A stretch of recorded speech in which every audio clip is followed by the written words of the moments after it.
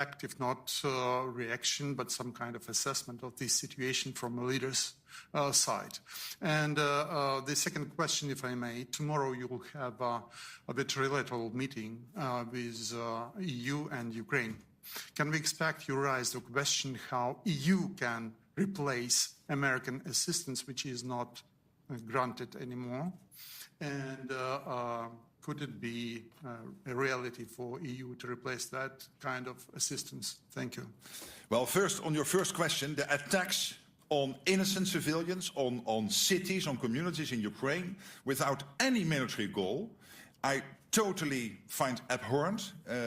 We hold Russia fully responsible for this. It is against any rule, international rule. And anyway, this whole attack starting in 2014 and a full-scale attack starting end of February 2022 is unprovoked, is totally by everybody in NATO seen as something we collectively have to fight back on, making sure that Ukraine has what it needs with our support to take that fight concretely from step to step and make sure that they can defend Ukrainian territory.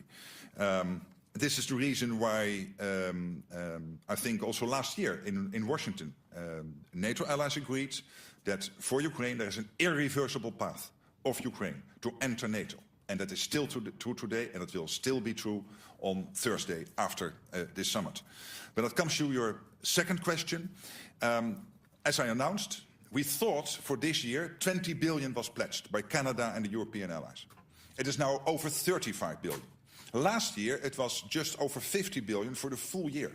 This year, not even before we reached the 1st of July, so the half-year mark, we are already at over 35 billion. So this shows you, and this is the evidence, that nobody in Europe, in Canada, including, by the way, the United States, loses sight of what is happening in Ukraine. All right, we'll come back to this side of the room. The gentleman here in the front row in the dark suit. James Bayes, Al Jazeera. Secretary General, NATO's position for more than 3 years has been very consistent. It's been criticising Russia for breaching the rules-based international order by invading Ukraine. Doesn't all of that seem very hypocritical, given the US's recent actions, which are clearly dubious under international law? Well, I don't agree with that assessment at all.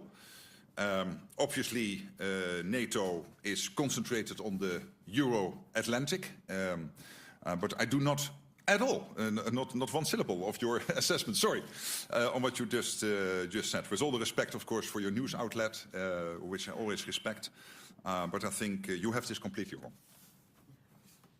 All right, and staying in the front row, the woman here. Maria Vasiliou, Tanea, Greece.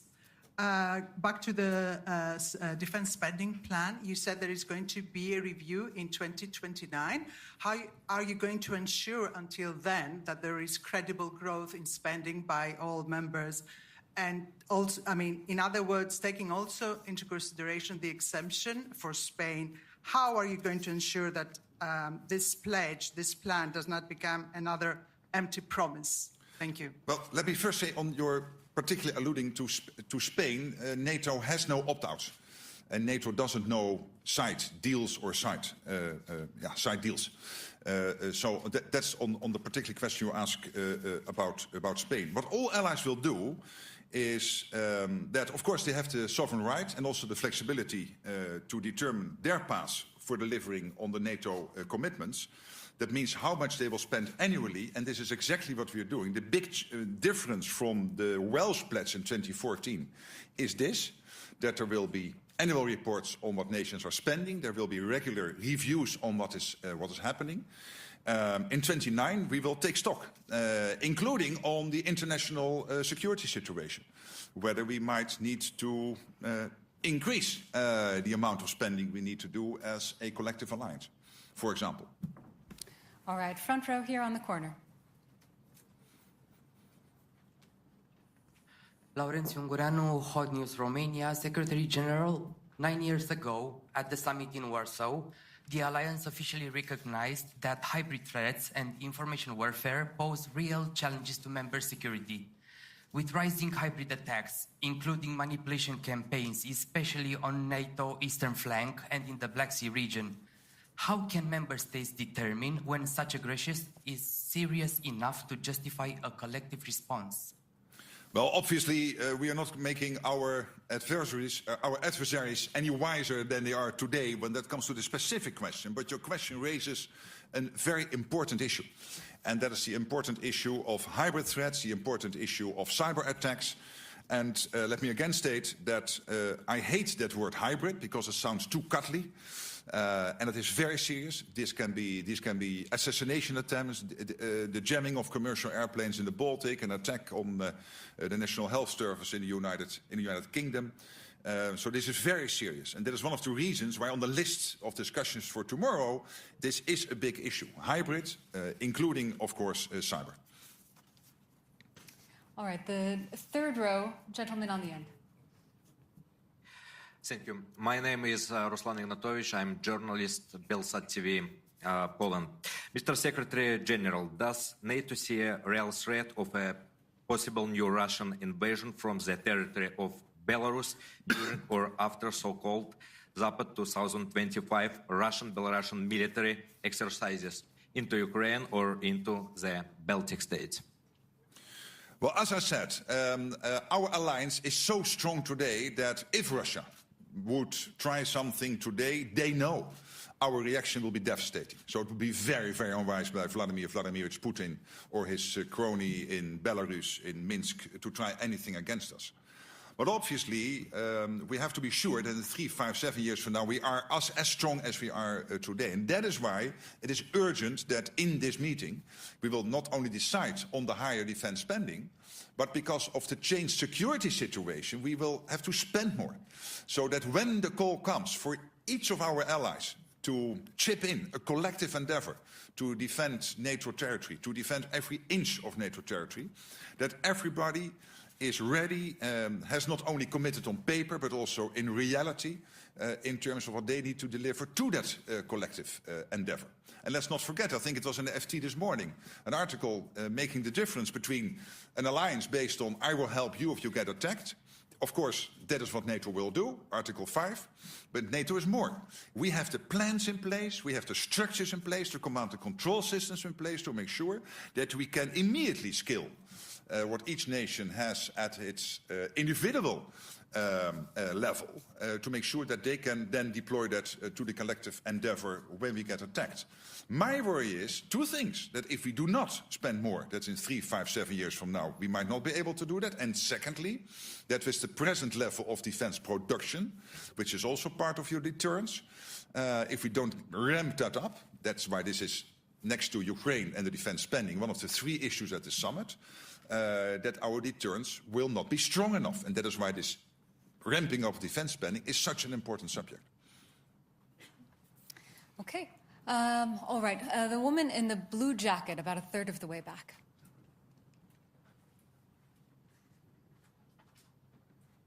Okay, thank you. Alexandra von Nam with DW, Germany's international public service broadcaster. One more question on the situation in the Middle East and Iran's threats to retaliate.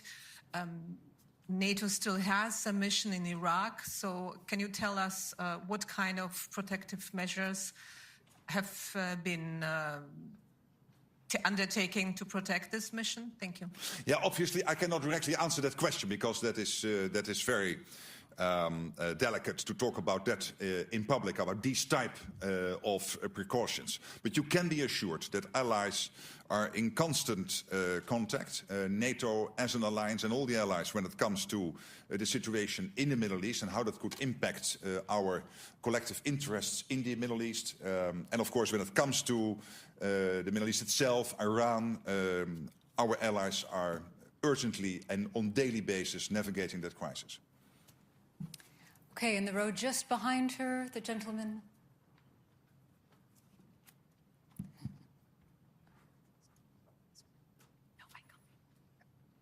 Thank you. Mr. Secretary General, you mentioned the Pacific partners.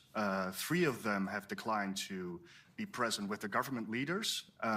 With the threat of China in the back of our minds, what consequence does their absence have?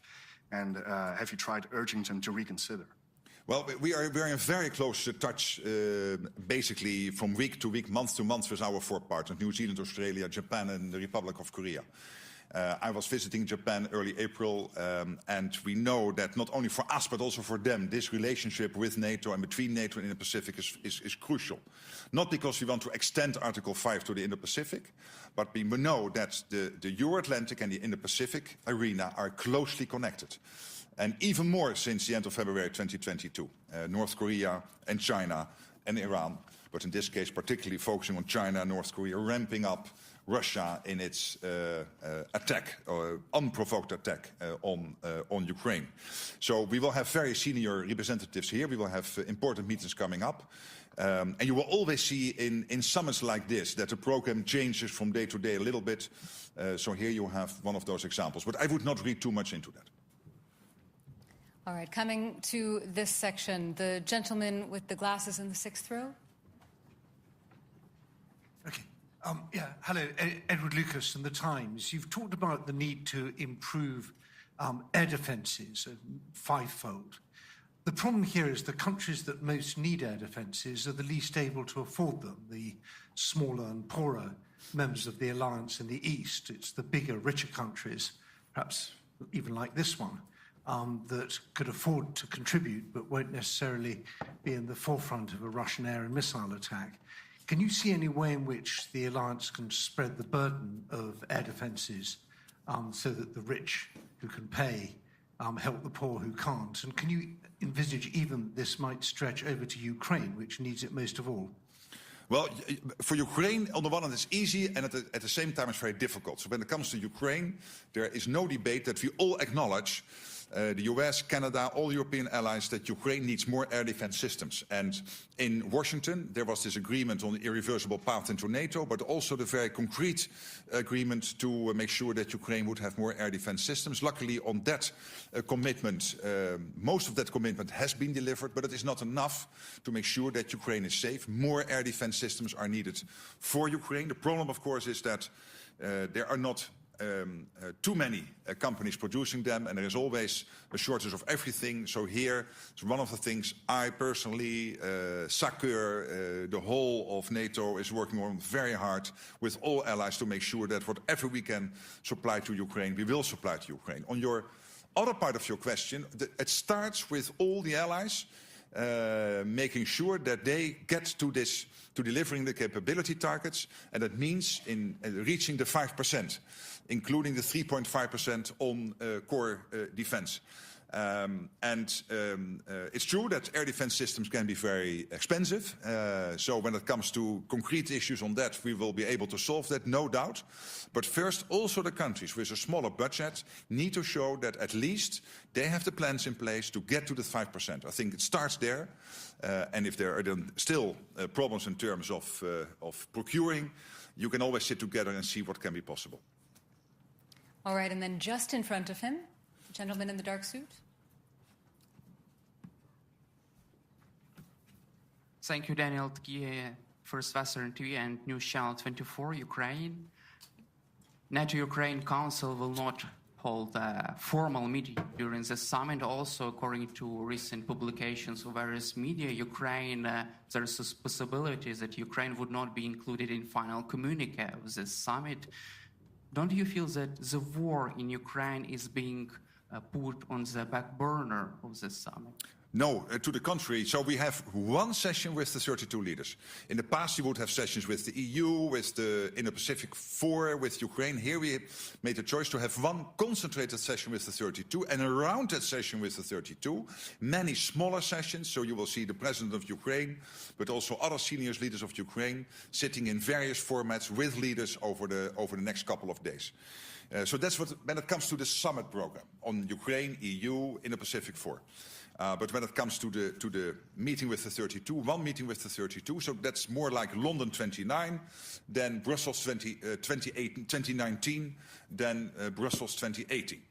So we're very focused. When it comes to the support for Ukraine, I don't agree. You will find in the communique, which has now been agreed by the ambassadors, so the North Atlantic Council, you will see important language about Ukraine, including connecting the defense spending up to 2035 to Ukraine and the need for Ukraine to stay in the fight. This is a clear commitment by allies. And the fact that this year, already, not even having reached the half-year mark of the 1st of July, we are now at a total pledge of 35 billion compared to last year. For the full year, a little over 50 billion, shows you that it is rather increasing than decreasing. And I think that's very positive and necessary, because we need to bring that fight in Ukraine, this terrible Russian onslaught, to a durable and lasting peace. Okay, and then just across the aisle, the gentleman in the light suit. That's a very... May I stand up? With a lot of orange. Yes. Good afternoon. My name is Helmut Hetzel, foreign correspondent here in lovely city, The Hague. And I have two questions for you, Mr. Secretary General. First of all, do you have reliable information that the United States managed to destroy all the nuclear facilities of Iran? That's the first one. And the second question is, I go back to the Asian-Pacific region, because there is also the conflict between China and Taiwan. And there is the Chinese-Taiwan Relation Act. That means that the United States are obliged to support, even maybe defend Taiwan if getting attacked by China. Is NATO prepared for this worst-case scenario in the Asian-Pacific region? Well, on your first question, I have no news I can convey here. I mean, of course, NATO is very much concentrated and watching the Euro-Atlantic. But as I said, individual allies clearly navigating the crisis now in the Middle East, and particularly in close consultation with the American ally when it comes to Iran and the impact it will have on the region. And I already mentioned to you the statements earlier by NATO that we should prevent collectively to make sure as a world community that Iran would not get to a nuclear capability, violating the NPT. To your second question, as I said, we have this close relationship now with Japan, the Republic of Korea, Australia and New Zealand, exactly for the reason that these countries are very, very worried about the massive military build-up China at the moment is taking place. We know that out of the 10 biggest defense companies, only a couple of years ago, you would not find any Chinese companies. At this moment, you will find 3 to 5 Chinese defense companies in the top 10 of biggest defense companies in the world. And this shows you that this massive build-up is taking place and is having a huge impact also when it comes to the defense industrial production of China. And of course they don't do this only because they want to have nice parades in Beijing. I guess it's there for a reason. And we are all very worried, of course, about the situation in Taiwan. And we also know that there is a risk that if the Chinese would try anything with Taiwan, that no doubt he will call his junior partner, Mr. Putin, and make sure that the junior partner in that relationship with China, Mr. Putin, will keep us busy here, if that would happen. That is one of the reasons why we have to stand ready. And we cannot be naive. We have to be clear on this.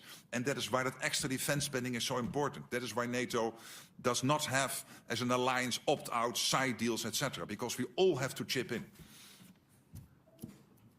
All right, second row, blue shirt. Thank you very much. Thank you, Secretary General. Morning, sir. Good afternoon. Jonathan Beale, Yeah. BBC News, thank you. Yeah. I would like to go back to Iran. I know it's not on the agenda, but you raised it yourself.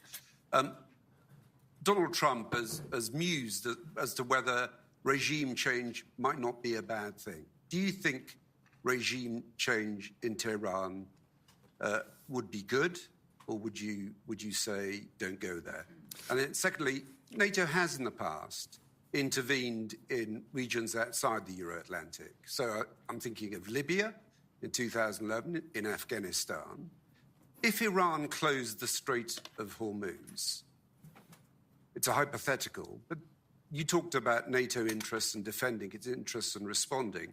Would NATO intervene if Iran tried to close the Strait of Hormuz? Thank you. Well, let me say the following. I have to restrain myself on commenting. Of course, I would love to do that and answer your first question, but as Secretary General of NATO, it is my job to make sure that the 32 allies have what they need to have in terms of spending, industrial production, the support for Ukraine. That's what this summit is focusing on. And anything I would now comment, other than what I said in my introductory remarks on Iran, is not helpful. It is deviating from the core issue at hand. And that doesn't mean that individual allies will not discuss this here. It doesn't mean that individual allies might bring it to the discussion on the table, at the table on Wednesday. Of course that can happen, but it's not why NATO... And when it comes to your second question, it is true that for some years NATO has been active in theaters outside NATO territory. I think maybe the biggest change in NATO since the fall of the Berlin Wall is that we have to reconcentrate on NATO territory, because NATO territory itself is under threat. NATO territory itself is confronted with the massive build-up of Russia, the massive build-up of the military capabilities in China, the fact that North Korea, Iran, China are helping Russia, making Ukraine not into a regional conflict, but really a conflict which is concerning the whole world community, and really concentrate on that. Okay, we have time for just a few more questions. In the center, fifth row, the woman in the beige jacket. Okay. Thank you. I'm Bibiana Piene from Norwegian News Agency. Our Prime Minister, Jonas Gahr Støre, today declared that, I'm sorry, I have to go back to Iran, but he today declared that the U.S. attack on Iran is in breach of international law. So I would like to hear your position on this. And also, if I may, what are your biggest fear when it comes to the escalating conflict around Iran? What could possibly happen? What do you fear most? Now, my biggest fear would be Iran having a nuclear weapon. Really, let's focus on the essentials here. My biggest fear would be for Iran to own and be able to use and deploy a nuclear weapon. It would be a stranglehold on Israel, on the whole region and other parts of the world. And that is why NATO has said Iran should not, and this is a consistent position of NATO, Iran should not have its hands on a nuclear weapon. So, and I would not agree that this is against international law what the US did. Okay, front, all the way left.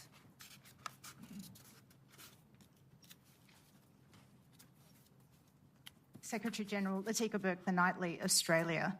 Going back to everything that you have discussed about the integrated threat picture between the Indo-Pacific and the Euro-Atlantic, is it your advice to Indo-Pacific countries that they also raise their defence spending to the new NATO standard? Well, obviously, let me also here try to limit myself a little bit. I'm already very glad that as an alliance we will decide most likely on Wednesday. There is an agreement in the North Atlantic Council on this to move to get to this minimum of 5% of defence spending. And I think that's great news to deliver all the targets we have set ourselves. Of course, I would not be against our friends in other parts of the world spending more. But for me then to have an active goal on this, I think is not befitting my position. Okay, we'll come back to this side. The woman in the dark hair and the dark jacket.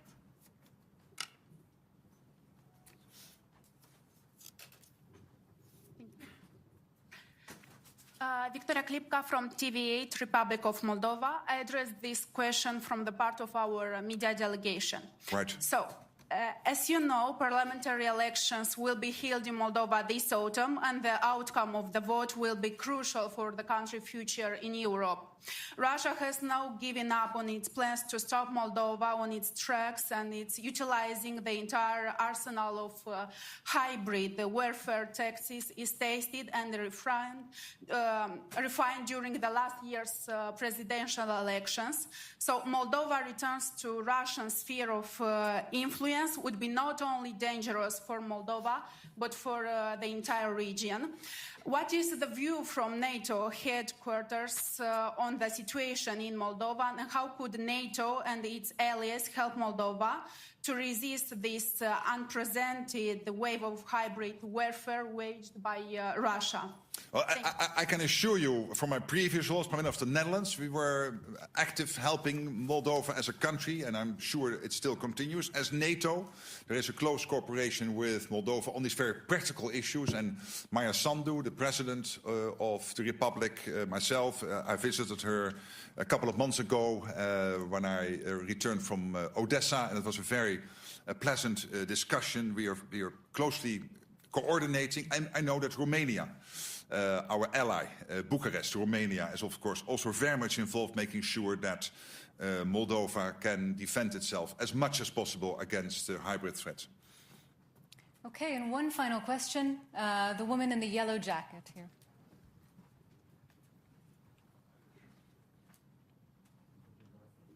Thank you for this opportunity. Secretary General, with the war in Ukraine, ongoing and rising tensions in the Middle East, along with US involvement, would you say NATO is facing one of its most challenging security moments? In light of that, could this wider instability also impact the Western Balkans? Should we from the Western Balkans be worried? Thank you. Well, of course, the Western Balkans, 5 of the 8 Western Balkan countries are part of NATO, including Montenegro, Albania, North Macedonia, and obviously Slovenia and Croatia. So NATO is very much as a collective present. And then, of course, we have in Kosovo, KFOR, and we work closely with the European Union when it comes to Bosnia and Herzegovina and EUFOR. So there are close cooperations, and I'm myself in a sort of permanent dialogue with the President of Serbia, who I know very long, who's a close friend, but at the same time we do not always agree, and it is important to keep that conversation going. So generally, when it comes to the Western Balkans, you can be assured that individual allies, but also as a collective, we are very much focused on that part of Europe. More generally, to your question, I think it is spot on, and it is a very good last question. Because let's not kid ourselves. The security situation has dramatically changed over the last couple of years. Of course, in 2014, with the occupation of Crimea, but particularly with the full onslaught in 2022 on Ukraine. And since then, this massive reconstituting of Russia of its armed forces. At the same time, they working together with the North Koreans, with the Chinese, with the Iranians, and China itself also rapidly building up its armed forces to levels we have never ever seen before. So the international security situation has changed dramatically.